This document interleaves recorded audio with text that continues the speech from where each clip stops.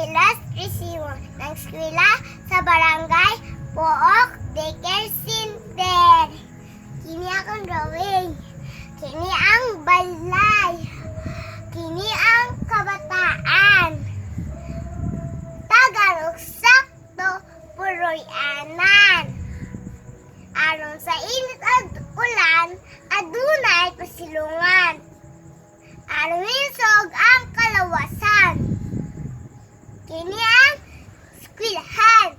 Kitang kabataan. Kailan proteksyonan? Kailan mo eskwela? Kailan mo eskwela para makaton, pagbasa, pagsulat o edukasyon. Kini ang simbahan.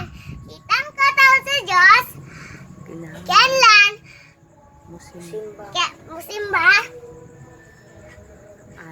aron pag ampo ug pasalamat sa grasyang nadawat. Busa kitang